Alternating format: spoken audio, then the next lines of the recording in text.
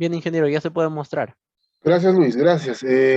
Bienvenidos entonces nuevamente, mis estimados amigos de ENCAP, de la Escuela Nacional de Capacitación y Actualización Profesional. Mi nombre es Ángel Zárate y el día de hoy vamos a brindar pues la capacitación del procedimiento para la elección del Comité de Seguridad y Salud en el Trabajo, el Subcomité de Seguridad y Salud en el Trabajo y también el Supervisor de Seguridad y Salud en el Trabajo, con esta nueva normativa mencionábamos en la parte introductoria, ¿no es cierto? La capacitación de hoy tiene una duración de 1 hora, hasta las 8, o 9:30, perdón, aproximadamente, más o menos, ¿no es cierto? Eh, Vamos a tocar los temas más relevantes de esta nueva normativa, si me permiten, por favor. Esa nueva normativa es la Resolución Ministerial 245 del año 2021, ¿no? Que ha salido, les decía, que ha sido emitida en tal caso, para elegir adecuadamente a los miembros del Comité de Seguridad y Salud en el Trabajo, ¿no? Vamos a ver una primera parte, y estas partes más relevantes vamos a aplicarlas también cuando mencionemos pues la elección del supervisor y la elección de los subcomités, porque muchos de los criterios se van a utilizar, se van a volver a utilizar, se van a repetir, ¿no es cierto? Entonces lo vamos a mencionar también de manera bastante detallada, ¿ya? Esta nueva normativa, les decía, eh, emite pues las nuevas disposiciones dadas por el Estado en relación a las elecciones del Comité de Seguridad y Salud en el Trabajo de las entidades públicas y de las empresas privadas. Había una norma, ya lo vamos a ver, había una norma que ha sido derogada. Esa norma ha sido dada en el año 2012, justamente cuando se promulga la ley 29783, pero esta norma ha sido derogada, ¿ya? Entonces, para la elección del Comité de Seguridad, debemos basarnos desde el 10 de diciembre del año 2021, el presente año, de esta resolución ministerial 245-2021, Ministerio de Trabajo. Comenzamos. Justamente ahí está, ¿no? Ahí está. El documento se llama, bueno, a nivel legal, ¿no es cierto? Una resolución ministerial dada por el Ministerio de Trabajo, ¿no es cierto? Por el Ministerio de Trabajo, que básicamente regula pues el tema de la seguridad y salud en el trabajo acompañado, ¿no?, con el soporte de SUNAFIL. Esta resolución ministerial número 245 del año 2021 ha sido dada el día 10 de diciembre del año 2021, o sea, hace menos de 20 días, ¿no? Y el documento se llama Procedimiento para la elección de los representantes de los trabajadores ante el Comité de Seguridad y Salud en el Trabajo, el Subcomité de Seguridad y Salud en el Trabajo, de ser el caso, o del Supervisor de Seguridad y Salud en el Trabajo.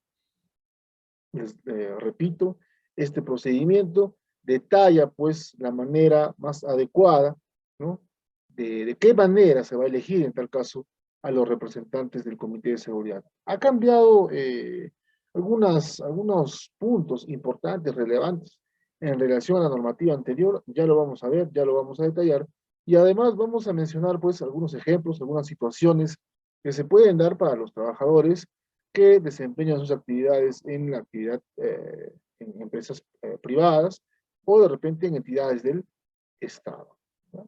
Vamos a mencionarlo también de manera bastante detallada. El artículo 4 de esta resolución ministerial, a ver, retrocedemos, 245, ¿no? El artículo 4 de esta resolución ministerial 245 de 2021 menciona que se debe derogar la resolución ministerial número 148 del año 2012.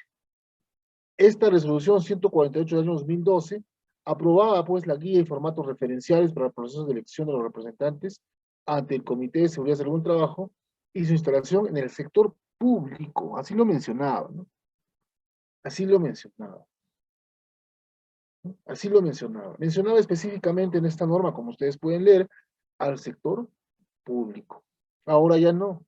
Ahora esta norma, ¿no es cierto?, involucra no solo al sector público, sino también al sector privado. Nos da la pauta. Una pauta, déjenme decirles, bastante más adecuada, bastante más exacta, bastante más realista, en función a lo que vamos a encontrar pues en nuestras empresas cuando tenemos más de 20 trabajadores, cuando tenemos menos de 20 trabajadores, cuando necesitamos elegir al comité de seguridad, ya sea por un periodo de 1 año o tal vez de 2 años. Eso lo vamos a ver justamente.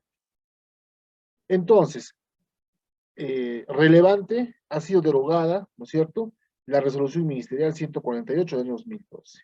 Ha sido derogada. ¿Ya? Ha sido derogada. Ha sido derogada. Y nosotros tenemos que mencionar, repito, que hay nuevas pautas, que hay nuevas disposiciones, en tal caso, ¿no es cierto?, que ahora debemos cumplir y lo vamos a detallar en esta presente capacitación. A ver, determinación de la obligatoriedad de conformar el Comité de Seguridad y Salud en el Trabajo. Es muy importante.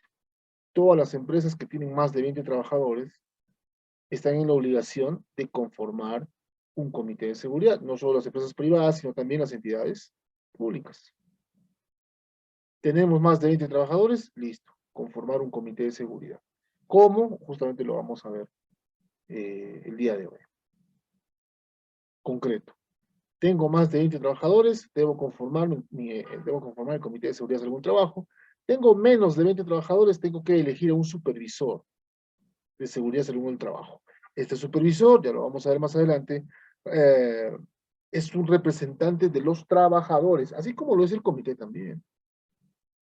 Cuando hablamos de elecciones, mis estimados amigos, cuando hablamos de elecciones, pero las elecciones por parte de los, o vamos a elegir en tal caso, a los representantes por parte de los trabajadores. Porque por parte del empleador se va a designar, ya lo dice, va a decir la norma, ahora lo vamos a explicar, se van a designar a personal de confianza de la alta dirección. Dice, ¿no? Inciso, a ver, la obligación de constituir un comité de seguridad, están obligadas a constituir un comité de seguridad aquellas entidades públicas o privadas, empresas privadas, ¿no es cierto?, que tienen 20 o más trabajadores. A ver, consideración de trabajador. A ver, o sea, ¿a qué se le llama trabajador? Eso no lo decía la norma anterior. Y aquí sí lo detalla, ¿no? ¿A qué se le llama trabajador? ¿No? Se considera trabajador, ¿no es cierto?, a toda persona que presta un servicio personal remunerado y subordinado para un empleador del sector privado o sector público. Presta un servicio personal remunerado, subordinado, o sea, que recibe órdenes, ¿no es cierto?, y que agreguémosle ahí, pues cumple un horario. Cumple un horario. Por ejemplo, los de locación de servicios no están considerados como un trabajador de la empresa. Los que emiten recibos por honorarios no están considerados, ¿ah?, subordinados, dice, bueno, ¿no?, y cumplen un determinado horario. Esto lo pueden ver pues ustedes en las empresas, en las entidades públicas. La persona o el profesional que emite un recibo por honorarios, que es un locador de servicios, no está considerado como un trabajador de la empresa. ¿No? Que vaya quedando claro ahí, mis amigos. ¿Ya? Que vaya quedando claro esa parte, ¿no? Listo. Esta parte importante, ¿no? ¿Quién es trabajador? Toda persona que presta un servicio personal remunerado y subordinado, que quiere decir que recibe órdenes de alguien, ¿no? Un supervisor, un personal de confianza, de repente ahora lo vamos a ver. Trabajador. Ah, justamente aquí. Sobre los trabajadores de dirección y de confianza. A ver, muy importante. ¿Por qué, mis amigos? Cuando hablamos de la parte del empleador, ¿no?, hemos mencionado, siempre lo hemos mencionado cuando hemos capacitado en ENCAP temas relacionados al Comité de Seguridad, que la parte del empleador es elegida, ¿no? Es designada directamente por ser personal de confianza. Y aquí en esta norma lo reafirmo. Dice lo siguiente, ¿no? El personal de dirección, o sea, el gerente, ¿no es cierto? Gerente, vamos a ver, presidente de la Junta de Accionistas, no sé, bueno, gerente general, representante legal, por ejemplo, en el caso de un consorcio, ¿no es cierto? El personal de dirección tiene el poder de decisión y actúa en representación del empleador, ahí está, de la empresa, ¿no? Gerente general, representante legal, representante común, ¿no?, con poderes propios de él, o sea, del empleador, ¿no es cierto? Por su parte, el personal de confianza, dice, si bien trabaja en contacto directo con el empleador o con el personal de dirección y tiene acceso a información confidencial, únicamente coadyuva a la toma de decisiones por parte del empleador o del referido personal de dirección. ¿Qué quiere decir? Que el personal de confianza va a ser elegido para el comité de seguridad por el representante del empleador. Llámese gerente general, llámese representante común, llámese representante legal. Importante lo que dice en la parte inferior. Dice, de conformidad al artículo 49, ¿no es cierto? Donde da, pues, eh, eh, qué características debe cumplir un trabajador para ser parte del comité de seguridad como por parte de los trabajadores. Por eso dice, a ver, de conformidad al artículo 49 del Decreto Supremo 005 año 2012, reglamento de la ley 29783, ¿no? Los trabajadores o personal de dirección y de confianza no participan en el procedimiento para la elección de los representantes de los trabajadores ante el Comité de Seguridad y Salud del Trabajo. Por lo tanto, ¿no es cierto?, no pueden elegir ni ser elegidos como tales. Importantísimo, señores. Repito lo que dije en la diapositiva anterior. Las elecciones se realizan para elegir a los representantes de los trabajadores. ¿Y aquí qué dice la norma? Que dice que este personal de confianza, que seguramente va a ser designado por parte del empleador, ¿no?, en el comité de seguridad, no puede ser candidato ni puede participar en las elecciones para elegir. Es decir, no pueden elegir ni ser elegidos como parte, como representante de los trabajadores. Aquí es vital un tema, mis estimados amigos. Aquí es vital el tema de de establecer un organigrama. Es vital que la empresa establezca un organigrama, que tenga un organigrama bien estructurado, bien definido con los cargos y establecer y definir, obviamente, cuáles son los cargos de confianza. ¿Cuáles son los cargos de confianza? Porque esos cargos de confianza no podrán ser elegidos, no podrán, dice, no podrán elegir ni ser elegidos como representantes de los trabajadores. ¿Qué quiere decir? Esa línea de mando, esa alta dirección, esos cargos de confianza, no participan en las elecciones de ninguna manera.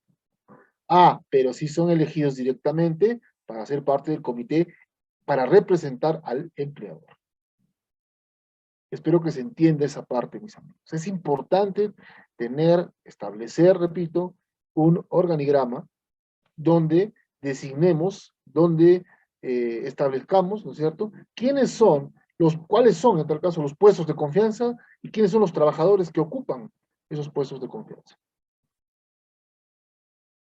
La norma anterior lo decía, pero no lo decía tan exactamente. Con esta nueva normativa, la 245 del 2021, ya, mis amigos, está totalmente definido. Está totalmente definido, ¿no? ¿Qué mencionamos en la diapositiva anterior? ¿No es cierto? No, en esta diapositiva, perdón. Que el gerente general designa directamente como representantes del empleador a los trabajadores de dirección y de confianza. ¿Quiénes son los trabajadores de dirección y de confianza? Bueno, depende un residente, un jefe de operaciones, un contador, un administrador, recursos humanos, trabajadora social, bueno, ¿no? Jefe de SOMA, por supuesto, jefe de SOMA. Es más, ¿no? El gerente es el presidente del comité de seguridad, debería serlo. Si no, si no es el gerente general, el presidente del comité, debería serlo, pues, uno de su entera confianza. Ahí está justamente, eso lo menciono. Esto es muy importante definirlo, mis estimados amigos. La sugerencia, entonces, como empresa, como entidad del Estado, estructurar un organigrama. Mencionar los cargos de confianza y mencionar los trabajadores, las personas, los profesionales que ocupan esos cargos de confianza. Con este organigrama, definitivamente, ya estará establecido, pues, quiénes son o quiénes pertenecen a los cargos de confianza de la empresa, de la entidad. Por lo tanto, no participarán en las elecciones de comité de seguridad, porque se eligen a los representantes de los trabajadores, y no podrán ser candidatos también para representar a los trabajadores. Clarísimo. Clarísimo. establezcan un organigrama, establezcan los puestos de confianza y establezcan qué profesionales, qué personas ocupan estos puestos, estos cargos de confianza. ¿Ya? Me parece que va quedando claro ese punto, ¿no? Elección de los representantes de los trabajadores. Ah, aquí sí concreto, ¿no? Porque las elecciones se dan justamente para elegir a los representantes de los trabajadores, de la entidad pública de repente, de la empresa, ¿no es cierto? Concretamente, ahora sí se da. Dice, ¿no? Trabajadores aptos para ser representantes de los trabajadores ante el Comité de Seguridad. Ahí está, ¿ven? Ahí está. Acá mencionan ya un organigrama, ¿no? Yo he copiado esto, mis amigos, tal y cual dice la norma, pero les estoy explicando, ¿no? Les estoy explicando, porque no quiero saltarme lo que dice la norma es concreta. Y aquí sí menciona un organigrama. ¿Ya? En la diapositiva anterior no lo mencionaba para los trabajadores de confianza, pero para los trabajadores sí. Aquí lo menciona, dice, ¿no? Todos los trabajadores que, de acuerdo con el organigrama de la entidad pública o privada, no sean considerados como personal de dirección y confianza, podrán ser elegidos como representantes de los trabajadores. Concreto, ya sabemos a qué se refiere, pues, trabajadores. Además, deberán observar los requisitos establecidos en el artículo 47 del reglamento de la ley de seguridad y salud en el trabajo. ¿Qué dice este artículo 47? Que para ser un candidato, en primer lugar, tengo que tener mayoría de edad, mayor de 18 años, y que tengo que pertenecer a la planilla de la empresa, completamente. Tengo que ser trabajador de la empresa. Tengo que pertenecer a la planilla de la empresa. Locación de servicio, emisión de recibo por honorarios, un profesional. ¿Pertenece a la planilla? No, no pertenece a la planilla. Por eso les decía, no pueden participar en las elecciones. No son considerados los que emiten recibos por honorarios o los que emiten, sí, pues, ¿no? Locadores de servicio, ¿no? No pueden ser considerados trabajadores de la empresa para efectos de conformación de un comité de seguridad concreto, ¿no? Lo que dice el artículo 47, mayor de 18 años y que el trabajador pertenezca a la planilla de la empresa. Listo. Esos son los dos requisitos fundamentales para que sea, pues, parte, para que sea candidato, en tal caso, al Comité de Seguridad y Salud Trabajo de la empresa o de la entidad. ¿Ya? Entonces, importante, importante, importante. Dice, ¿no? Posibilidad, dice, de conformar listas para elegir a los representantes de los trabajadores ante el comité, claro. Y aquí está justamente, aquí lo detalla. A ver, bueno. El tema de las listas para elegir a los representantes de los trabajadores ante el comité de seguridad definitivamente se va a dar cuando pues haya muchos, una cantidad importante de trabajadores, ya lo vamos a ver, 100 o más trabajadores necesitan incorporar al comité de seguridad dos trabajadores, dos representantes de los trabajadores por cada 100 trabajadores de la empresa. Por un máximo de 12, ahora vamos a ver. Si tengo 100 trabajadores, al comité que está conformado le agrego dos representantes más por parte de los trabajadores. Dice con un máximo de 12. Ya, vamos a verlo. Esto es un poco, de repente, ya un poco hurgando pues en la normativa legal, pero lo concreto es que para ser candidato, ¿no es cierto? Tengo que tener 18 años, tengo que estar en la planilla y tengo que estar considerado pues trabajador de la empresa, no personal de dirección y confianza. Concreto, concreto, concreto. ¿Ya? A ver, dice, convocatoria de elecciones. Ya hemos quedado, ¿no es cierto? Que las elecciones se convocan para elegir a los representantes de los trabajadores. Eso está cerrado. ¿Ya? Eso está cerrado. Responsabilidad de la convocatoria de las elecciones de los representantes de los trabajadores ante el Comité de Seguridad. Dice, ¿de quién es la responsabilidad? ¿Quién manda elecciones? ¿Quién manda elecciones, mis amigos? Un sindicato. Si hay varios sindicatos, el sindicato mayoritario. Dice, convoca con transparencia y la mayor difusión posible. De no existir un sindicato mayoritario, convoca el sindicato más representativo del empleador. Excepcionalmente corresponde al empleador dice organizar el proceso electoral en los siguientes casos. ¿Qué quiere decir? Quien debe convocar elecciones es el sindicato. De repente hay un sindicato, bueno, ese sindicato único, es el que convoca. De repente hay varios sindicatos, el mayoritario o el más, dice, el más representa, ¿sí? Aunque tiene la mayor cantidad de adjuntos, bueno, ¿no? De adheridos al sindicato. Cuando no hay sindicato, recién el empleador es el que convoca a las elecciones. Cuando no hay sindicato, el empleador llama a elecciones. Listo. Dice, ¿no? B.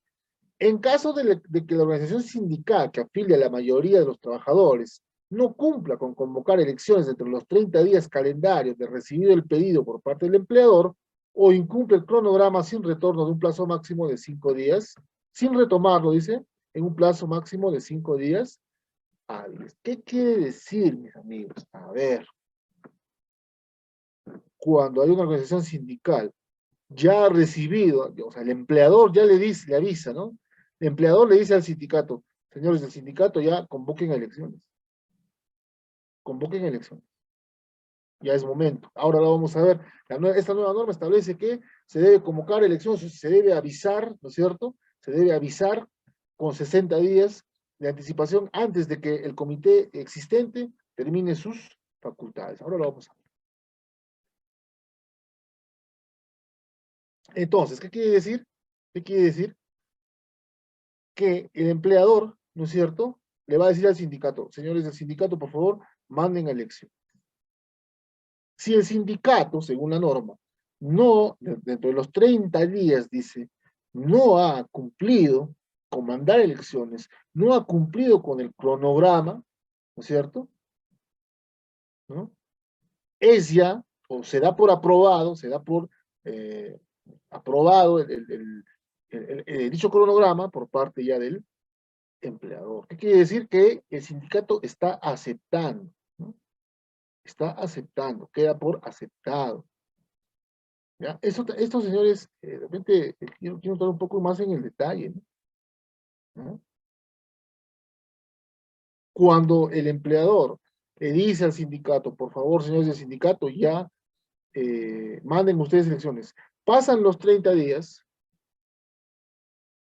y no hay respuesta del sindicato, el cronograma se da por aprobado. ¿No? O dice, ¿no? O sin retomarlo en un plazo máximo de 5 días hábiles. Se les entrega el cronograma, porque este cronograma, dicho sea de paso, puede ser modificado, etcétera, ¿no es cierto? Si no retorna dentro de los 5 días hábiles, el cronograma también es dado por aceptado. ¿Qué quiere decir? No regresó el cronograma en 5 días, modificado, etcétera, con alguna observación de repente por parte del sindicato. ¿Qué quiere decir? Que el cronograma ha sido aceptado. Y que el proceso de elección procede, comienza, ¿no? Inicia. Esto, mis amigos, ha pasado mucho. He estado yo trabajando en el tema, en el Estado, en una entidad del Estado, y de verdad ha pasado una situación muy parecida, ¿no? Donde no hacían caso a las convocatorias. Donde no hacían caso a las convocatorias. Y no había digamos, ¿no?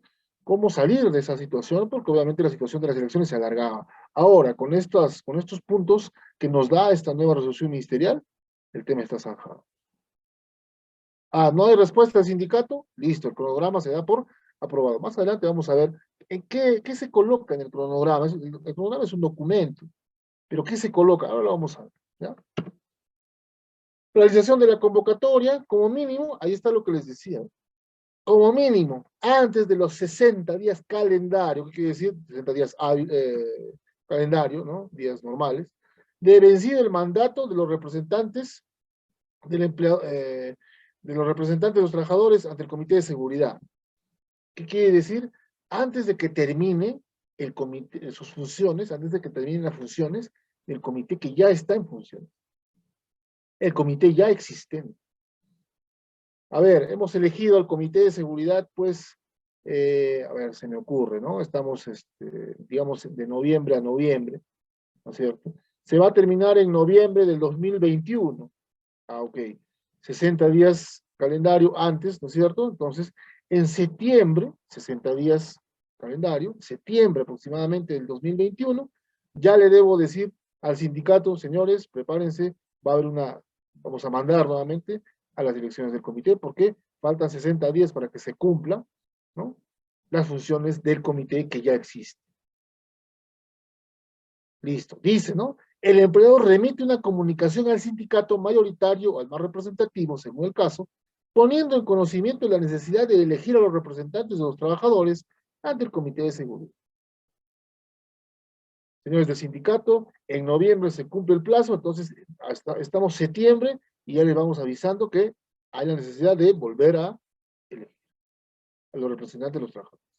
En dicha comunicación dice, debe precisarse el número de representantes titulares y suplentes que deben ser elegidos en el plazo de vigencia del Comité de Seguridad. Bueno, normalmente pues son de repente 4 trabajadores, algunos son 8, les decía como máximo 12, dependiendo de la cantidad de trabajadores. Esa cantidad se establece, se comunica, como dice esta diapositiva. ¿Cómo se comunica? Bueno, vamos a elegir a 4 representantes de los trabajadores, porque nuestro comité va a estar conformado bipartito y paritario por 8 trabajadores. 4 representantes del trabajador, 4 representantes del empleador. Por eso en las elecciones vamos a elegir a 4 representantes de los trabajadores. De repente no tenemos clara la cantidad, eso también hay una salvedad, ahora lo vamos a ver. Eso se define justamente en una comunicación ya directa con el sindicato, ¿no? Puede ser que el comité que estaba en funcionamiento tenía 8 representantes, que quiere decir 4 del empleador, 4 de los trabajadores. Pero de repente se ha reducido la cantidad, pero sin bajar a 20, ¿no es cierto? De repente ya no van a ser 8, van a ser 4, pues, ¿no? 2 representantes del empleador y 2 representantes de los trabajadores.